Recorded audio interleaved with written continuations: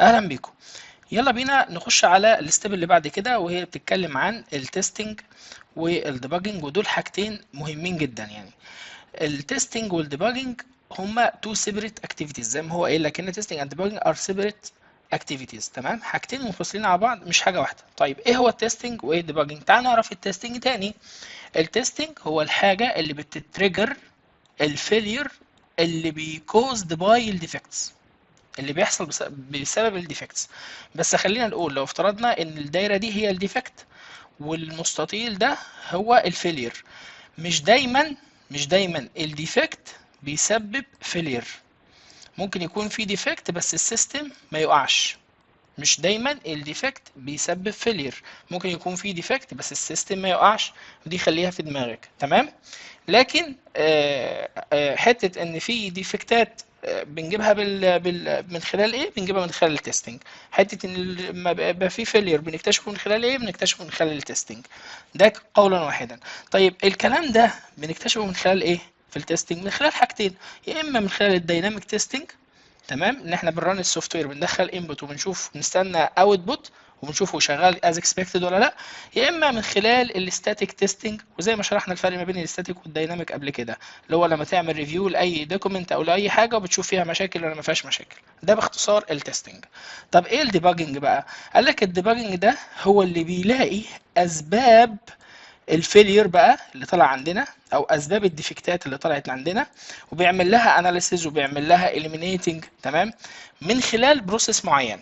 ايه هي البروسيس دي؟ البروسيس دي بتتم في 3 مراحل. اول مرحله ان احنا نعمل ريبريديوس للفيلير اللي حصل عندنا ده. يعني مثلا عندنا مشكله، جينا نعمل لوجن على ويب سايت مرضاش يعمل لوجن، جيت ندوس على زرار مثلا، دخلنا اليوزر نيم والباسورد وجينا ندوس على لوجن بوتن، بتدوس عليه ما بيعملش حاجه او بيطلع ايرور. فانا لما الديباجنج ده غالبا اللي بيعمله يا جماعه الديفلوبر، لما ارفع الايشو ده للديفلوبر الديفكت دي، هيعمل ايه؟ اول خطوه هيعيد ريبريديوس، هيعمل ريبرودكشن للفيلير، هيجربه هو تاني ويشوفه بعينيه. دي اول حاجه. تاني حاجه هيعمل دايجنوسيس. يعني ايه دايجنوسيس؟ يعني هيشوف الروت كوز بتاع المشكله، اصل المشكله فين، وهو اضرب اصل المشكله لان هو اللي باني السوفت وير. تمام، يبقى هيعمل دايجنوزس. دي الستيب رقم 2. الستيب رقم 3 هيفكس الايه؟ هيفكس الايشو، هيفكس فيكسنج ذا كوز اوف ذس ايشو. يبقى ديت الستبس اللي بنمشي بيها او الديفلوبر بيمشي بيها علشان يعمل ديباجنج. طب هل الموضوع خلص على كده؟ لا، الموضوع ما خلصش على كده. بعد كده بيرجع لي انا تاني كتستر من خلال حاجه اسمها ايه؟ كونفirmation تيستنج، عشان اعمل كونفirmation على الفيكس اللي هو عامله. مش هو قال انا صلحت؟ طب اقول له طب تعالى يا باشا هات اللي انت صلحته ده، هعمل عليه كونفirmation.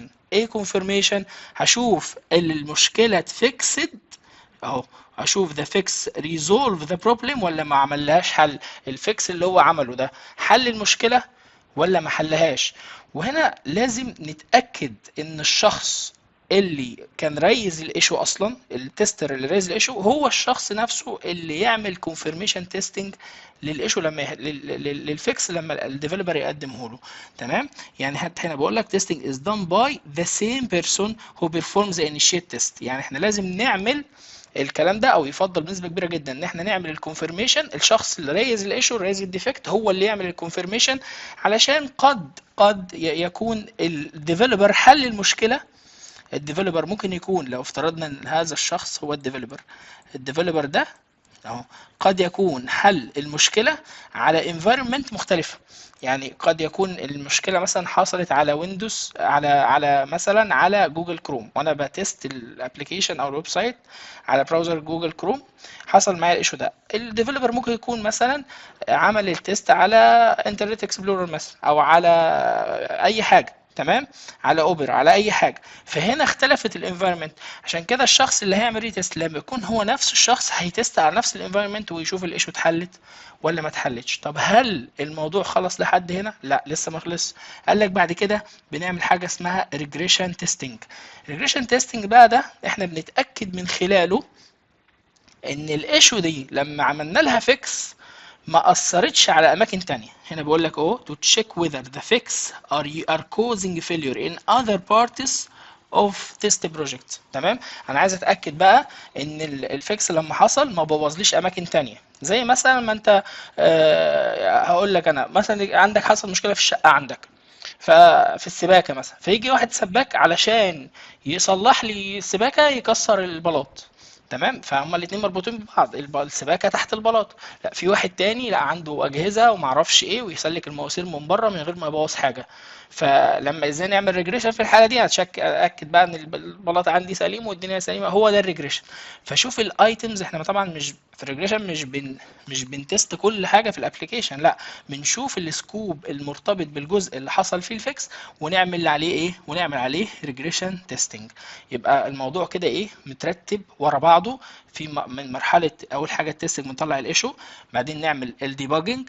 تمام، من خلال ان احنا بنرفع الايشو ده للديفلوبر، الديفلوبر بيعمل اعاده انتاج للايشو تاني، وبعد كده يعمل روت كوز يشوف اصل المشكله فين، وبعدين يعمل فيكس، يجيب لنا يقول لنا خد يا عم التستر انا عملت الفيكس. يروح نفس التستر يعمل حاجه اسمها كونفirmation، يتاكد ان المشكله فعلا اتحلت ولا لا.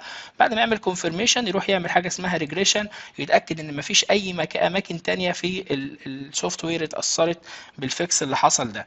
طبعا بالنسبه للكونفirmation تيستنج والريجريشن تيستنج احنا هنشوفه اكتر في شابتر 2 يعني، وهنعرفه بشكل يعني اعمق ان شاء الله. بيقول لك هنا في الحته الاخيره دي when static testing identify a defect the bug is concerned with removing it. لما يعني التستنج يعني once ان هو يكتشف من خلال الستاتيك تيستنج بيكتشف الديفكت، الديباجنج هو وظيفته ان هو يريموف الديفكت ده او يحله يعني. تمام، فبيقول لك في حاله الستاتيك تيستنج انت ما بتحتاجش انك تعمل دايجنوزس. ايه هو الستاتيك تيستنج؟ زي ما قلنا لما يبقى عندنا دوكيمنت او ريكويرمنت او بنعمل ريفيو لحاجه، فاحنا بنشوفها بعينينا. يعني مثلا لو في ريكويرمنتس مثلا متضاربه مع بعضها، مثلا واحد عايزني مثلا ادفع اونلاين، حلو، فاول الريكويرمنت اللي هو طالبها كده بيقول لك طريقه الدفع على الويب سايت اللي احنا عاملينه لشراء مثلا ملابس اونلاين، وجي في الاخر خالص قال لك ايه ويتم الدفع باستلام المبلغ نقدي مثلا. لو افترضنا الكلام مكتوب عربي كده، فكده حصل تناقض. طب انت منين نقدي ومنين انت عايز يدفع ايه اونلاين؟ فده اسمه ستاتيك. لما انا عملت ريفيو لقيت ان الاثنين الجملتين دولت عكس بعض، ده اسمه ايه؟ ستاتيك تيستنج. في الحاله دي انا هقدر اشوف المشكله بعينيا، مش محتاج بقى اجيب روت كوز، لان هي اساسا هي في ذاتها روت كوز. هو بيتكلم هنا ايه اهو there is no need في حاله بقى الستاتيك تيستنج there is no need for reproduction or diagnosis، اللي هو الجزء ده اللي هم التو ستيبس دولت يعني. تمام، مفيش حاجه للريبرودكشن او الدايجنوزس since the static testing directly find defect and can't cause failure. اصلا الديفكت اللي انا لقيته مش هيسبب فيلر، لان احنا اصلا لسه في مرحله الايه، لسه في مرحله الستاتيك تيستنج. كده خلصنا اول بارت في شابتر 1، وهنخش على why is testing necessary بدايه من الفيديو الجاي ان شاء الله. اتمنى الفيديوهات تكون واضحه، ويكون الشرح سلس معاكم، وما يكونش الموضوع يعني اكون بسهل الموضوع مش بصعبه عليكم. وسيبوا لي رايكم يا جماعه في الكومنتس بليز، وشيروا الكونتنت لو هو عاجبكم يعني. شكرا لكم، سلام.